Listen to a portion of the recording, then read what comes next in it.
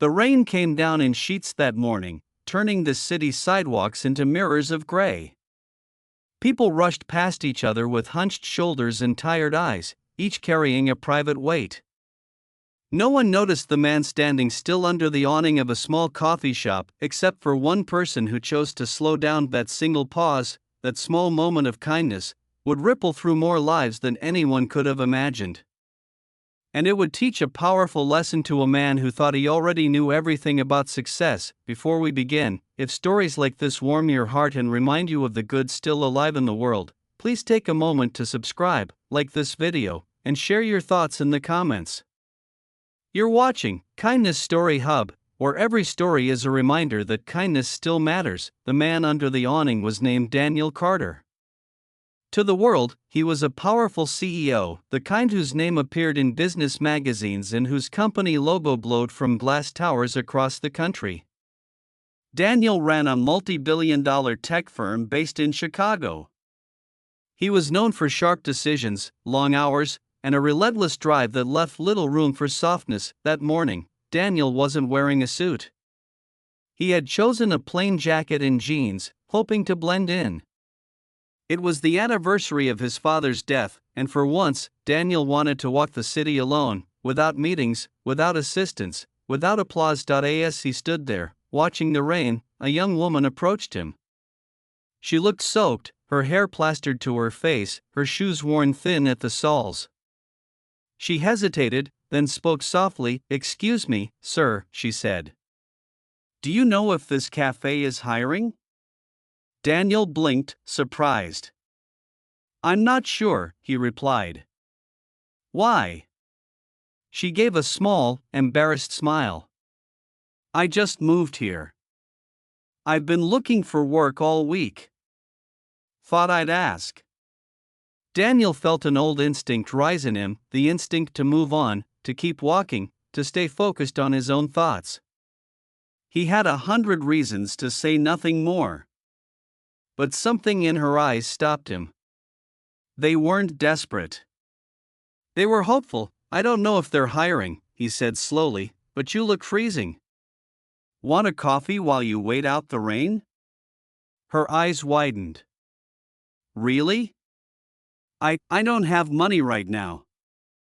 "That's okay," Daniel said. "I've got it." Inside, the cafe smelled like roasted beans and warmth. Daniel ordered 2 coffees and a couple of sandwiches. The woman introduced herself as Maria. She spoke carefully, as if each word mattered. They sat at a small table by the window. Maria told him she had left an unsafe situation back home in Ohio. She had come to Chicago with a backpack, a phone with a cracked screen, and a promise she had made to herself to start over. Daniel listened. Truly listened. It had been years since he had done that without checking his phone. When they finished eating, Daniel asked, "What kind of work are you looking for?" "I can do anything," Maria said. "I worked retail. I cleaned offices. I helped take care of my grandmother." Daniel nodded. He reached into his pocket and pulled out a business card. It didn't have his title on it. Just his name and a phone number. "My company sometimes works with staffing agencies," he said. "Call this number. Ask for Claire. Tell her I sent you." Maria stared at the card as if it were something fragile. "Thank you," she whispered. "You don't know what this means." Daniel smiled. "I think I do." They stood to leave. As Maria walked toward the door, she turned back. "Sir," she said, "I hope you have a good day. You were very kind to me." After she left, Daniel sat alone for a moment, the coffee cooling in his hands. He felt lighter than he had in years. A week later, Daniel returned to his office tower. Meetings filled his calendar again. Numbers and forecasts and deadlines crowded his thoughts. Life returned to its fast, sharp rhythm. Then his assistant knocked on his door. "Daniel," she said, "there's a woman here asking for you." She says you helped her at a cafe. Daniel's heart skipped. Send her in.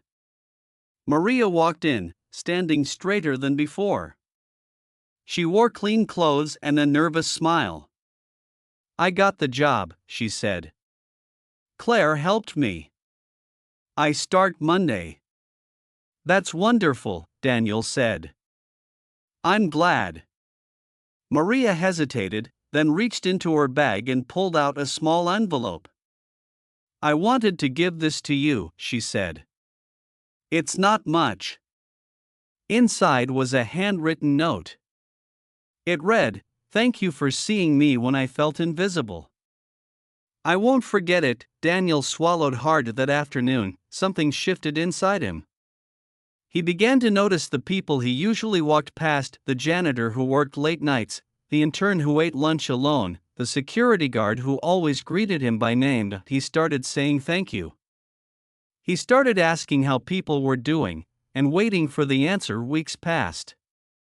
Then months. One day, during a company-wide meeting, Daniel stood at the podium, staring out at hundreds of employees. He surprised even himself with what he said next. I want to tell you a story, he began. Not about profits. Not about growth. About kindness. He told them about the rainy morning. About Maria. About a coffee and a sandwich that cost less than a business lunch, but changed someone's life, and it changed mine, Daniel said. I built this company chasing success. But I forgot something important along the way. People are not tools. They are stories. They are hopes. And every one of us needs kindness, even when we don't show it. The room was silent. After that day, the company culture began to change. Managers were encouraged to mentor, not just manage. Employees were given time to volunteer. Acts of kindness were celebrated alongside achievements, and Maria? She worked hard. She learned fast. 2 years later, she was promoted to a leadership role. On the day she moved into her new office, she placed the old business card in her desk drawer, a reminder of where it all began. Years later, Daniel would say that the greatest lesson of his career didn't come from a boardroom or a balance sheet. It came from a rainy morning, a stranger's courage to ask for help, and a simple choice to say yes, because kindness doesn't just change the person who receives it, it humbles the person who gives it. And in a world moving faster every day, sometimes the most powerful thing you can do is slow down, look someone in the eye, and choose to care. If this story touched your heart, let it travel with you. Hold the door. Buy the coffee. Listen a little longer. You never know whose life and whose lesson you might be changing with one small act of kindness.